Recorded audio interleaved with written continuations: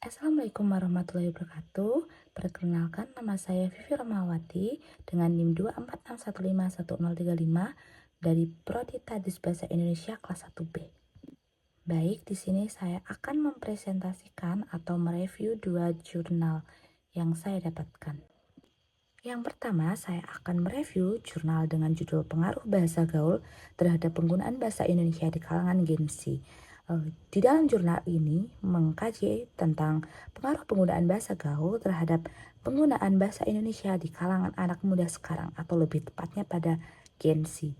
Dapat dilihat bahwasanya penggunaan bahasa gaul semakin populer saat ini, baik di media sosial maupun dalam percakapan di kehidupan sehari-hari, dan semakin hari pun semakin banyak kosakata-kosakata yang muncul atau bahasa-bahasa baru yang muncul setiap harinya.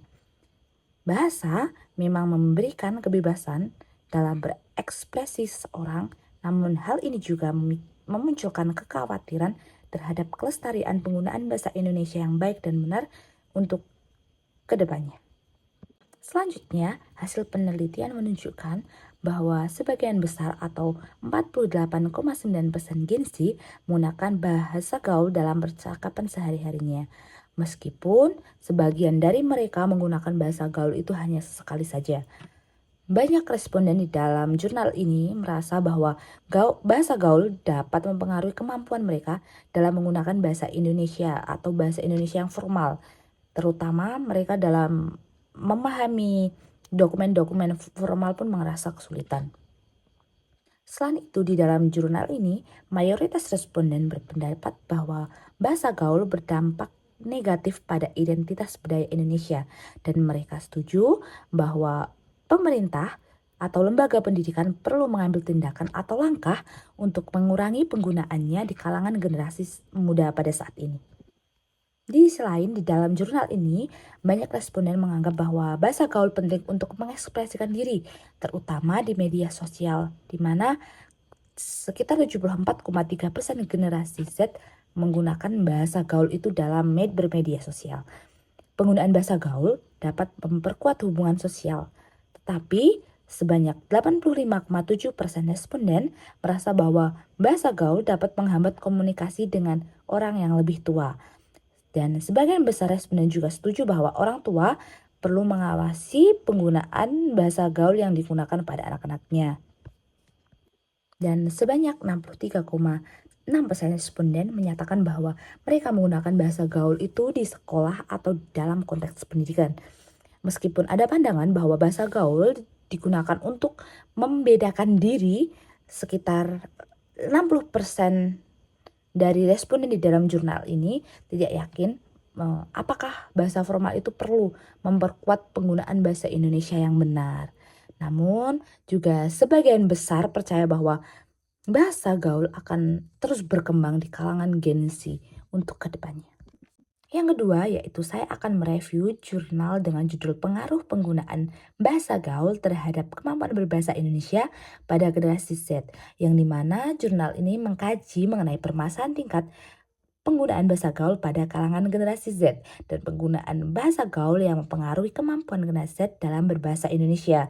Dilakukan penelitian ini bertujuan untuk memastikan bahwa generasi Z dapat menggunakan bahasa Indonesia yang baik dan benar sehingga dapat berkomunikasi dengan baik dalam segala situasi. Pada kenyataannya, dalam kehidupan sehari-hari tidak akan pernah lepas dari penggunaan bahasa dan akan selalu ada kosakata-kosakata baru yang akan bertambah.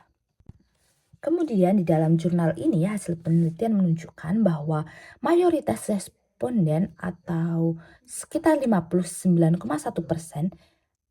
sering menggunakan bahasa gaul dalam komunikasi sehari-hari, sementara 22,7% jarang menggunakan bahasa gaulnya dalam kehidupan sehari-hari, dan 18,2% selalu menggunakan bahasa gaul itu dalam kehidupan sehari-hari. Sedangkan dalam lingkungan universitas ada 54,5% responden mengaku bahwa mereka sering menggunakan bahasa Indonesia yang sesuai dengan KBBI. 4,5% selalu menggunakannya dan 40,9% jarang menggunakannya.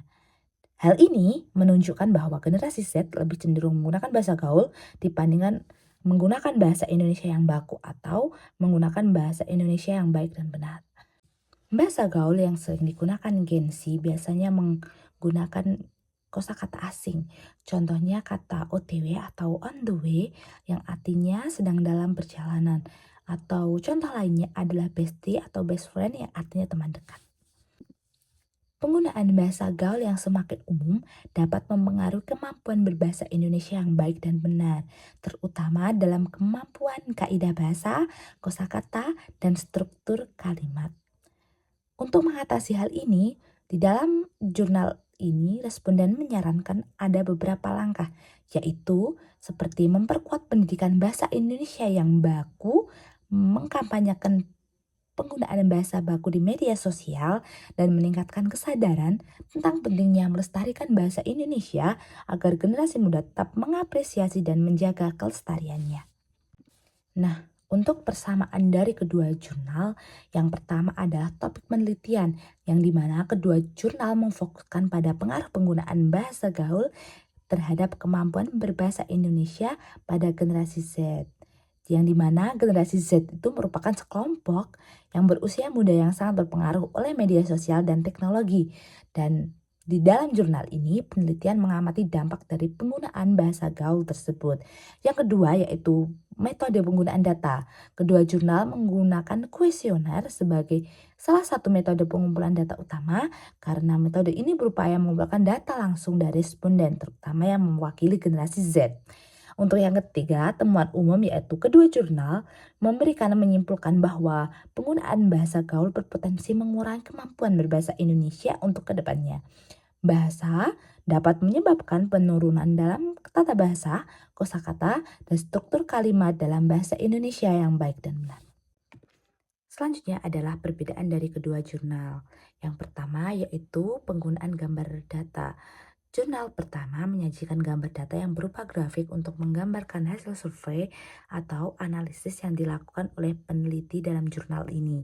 Gambar-gambar ini memberikan konteks visual yang mempermudah pemahaman pembaca tentang seberapa signifikan dampak bahasa gaul terhadap kemampuan berbahasa Indonesia. Sedangkan yang jurnal kedua tidak disebutkan adanya gambar atau visualisasi data yang dimana lebih mengandalkan narasi untuk menggambarkan hasil penelitian. Yang kedua yaitu jurnal pertama tidak menyebutkan sampel atau lokasi penelitian secara spesifik. Sedangkan jurnal kedua penelitian dilakukan di Sumatera Utara dengan melibatkan 22 mahasiswa dari berbagai universitas. Ya, kemudian yang ketiga, keduanya menyatakan bahwa penggunaan bahasa gaul dapat merugikan kemampuan bahasa Indonesia. Meskipun jurnal pertama lebih banyak berbicara tentang dampak jangka panjang dan globalisasi, sedangkan jurnal kedua lebih mengarah pada penurunan kualitas berbahasa yang nyata di kalangan mahasiswa. Kesimpulannya yaitu kedua jurnal ini sama-sama membahas tentang pengaruh penggunaan bahasa gaul terhadap kemampuan berbahasa Indonesia di kalangan generasi Z. Keduanya menyatakan bahwa seringnya penggunaan bahasa gaul yang banyak ditemukan di media sosial atau di dalam percakapan sehari-hari dapat mengurangi kemampuan generasi muda dalam menggunakan bahasa Indonesia yang baik dan benar.